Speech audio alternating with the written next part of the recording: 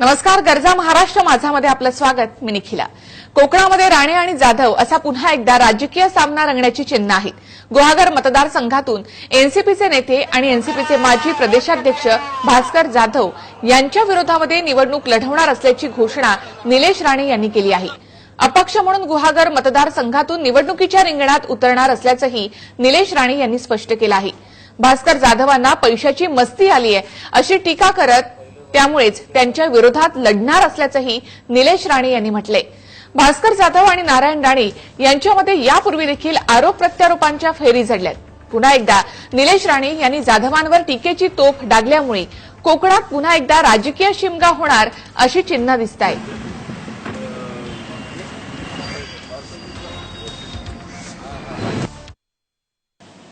पहिल्यांदाच कुठल्या मतदारसंघामध्ये दौरा हा माझा झाला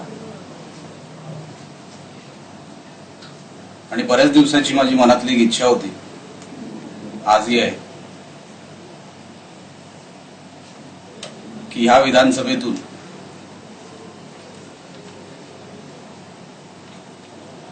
मी उभं राहावं विधानसभेला.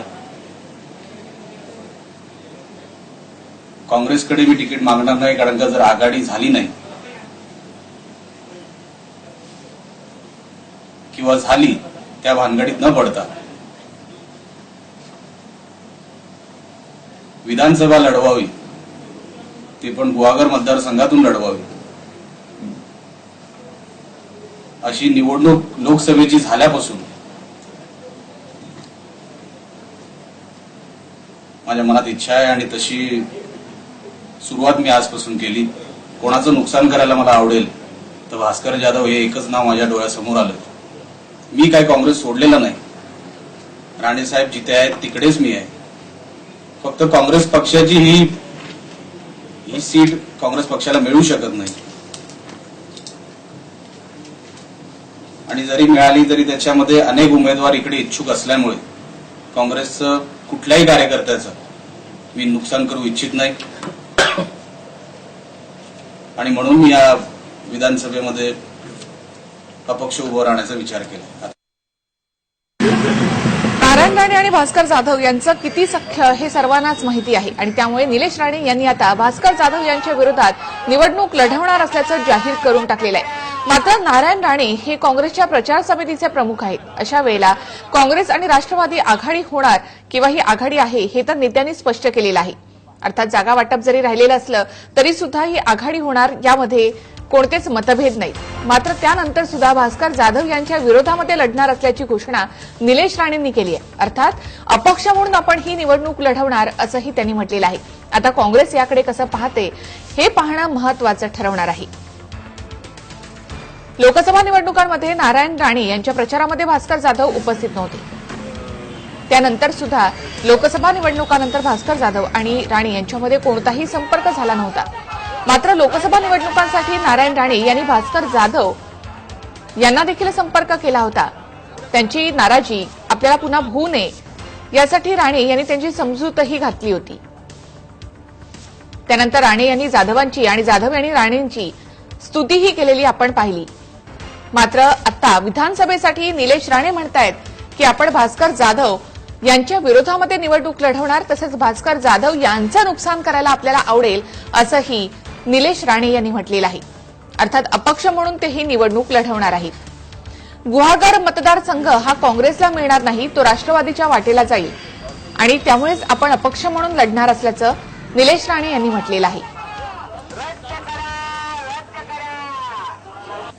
आणि माजी खासदार निलेश राणे प्रथमच गुहागर दौऱ्यात आले. पाहूया आपण या दौऱ्यात त्यांच्याकडे काय नियोजन आहे.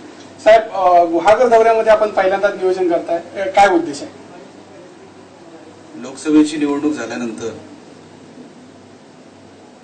आणि जे काही निकाल त्या निवडणुकीत लागले त्याच्यानंतर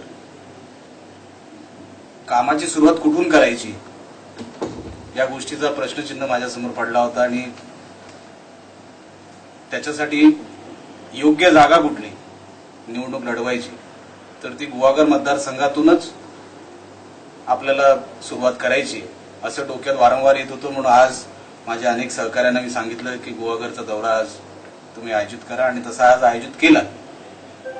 गुहागर विधानसभा मतदारसंघामधून मी आता जसं प्रिंट मीडियाला जी काही पत्रकार परिषद झाली त्याच्यामध्ये सांगितलं की अपक्ष उभं राहण्याची माझी तयारी आहे आणि मी अपक्ष उभं राहणार आहे. ह्याच्यामध्ये राणे साहेबांचं किंवा राणे साहेबांना न सांगताच मी हे पाऊल उचललेलं आहे. कारण का काही गोष्टी मला पराभवानंतर करणं गरजेचं होतं आणि मी अजून कोणालाच सांगितलेलं नाही. म्हणजे मला असं वाटतं की कुठल्याही सहकार्याला त्याच्याबद्दल माहित नाही, कोणाला त्याच्याबद्दल माहित नाही. पण एक पराभव झाल्यानंतर एक मनामध्ये राग होता या व्यक्तीबद्दल, भास्कर जाधव बद्दल, आणि त्यांनी जे आतल्या गाडीचं राजकारण केलं ते अगदी सिंधुदुर्गापर्यंत. म्हणजे राणेंचा पराभव कसाही करायला पाहिजे हे जे त्यांनी षडयंत्र रचलं आणि आतल्या गाठीने, म्हणजे असं उघड आपण ज्याला विरोध म्हणतो असं करण्याची त्यांच्यात कधी हिंमत नव्हती आणि पुढेही नसेल. आणि म्हणून मला असं वाटतं की काँग्रेस जरी आघाडी झाली नाही तरी आमच्या गुहागर मतदारसंघातून असे अनेक उमेदवार असतील ज्यांच्यावर मी अन्याय करू इच्छित नाही. आणि म्हणून मी असं ठरवलं की माझी व्यक्तीबरोबर लढाई, कुठल्याही पक्षाबरोबर लढाई नाही. आणि त्याला जर हरवायचं असेल तर मी 1 to 1 लढीन. आणि म्हणून ह्या उद्देशानेच मी पक्षाकडे कधी तिकीट मागायला गेलो नाही. आता साहेब स्वतः प्रचार प्रमुख आहेत. मी सिंधुदुर्गात कुठलाही मतदारसंघ बघू शकलो असतो. साहेबांचा स्वतः मतदारसंघातून मी उभं राहिलो असतो तरी साहेब कधी नाही बोलले नसते. पण मला लढत द्यायला कुठे आवडेल तर ह्या व्यक्तीसमोर लढत द्यायला मला जास्त आवडेल आणि म्हणूनच मी गुहागर मतदारसंघातून काम सुरू केलं. एकंदरीत काय आहे तर जे लोकसभाची निवडणूक झाली आहे त्या निवडणुकीत जो पराभव आहे तो भास्करराव प्रदेशाध्यक्ष असताना झालेला आणि त्यांनी त्या पराभवाला खतपाणी घातले असं निलेश राणे यांचं म्हणणं आहे. त्यामुळे आगामी लोकसभा निवडणुकीनंतर विधानसभेत गुहागर विधानसभा मतदारसंघात मात्र एक राजकीय वादळ येणार आहे आणि त्या वादळाची परावृत्ती नक्कीच या ठिकाणी होणाऱ्या घडामोडीसाठी होणार आहे. कॅमेरा पर्सन स्वप्नील घागसा, लक्ष्मीकांत मोनसे पाटील, TV9 मराठी.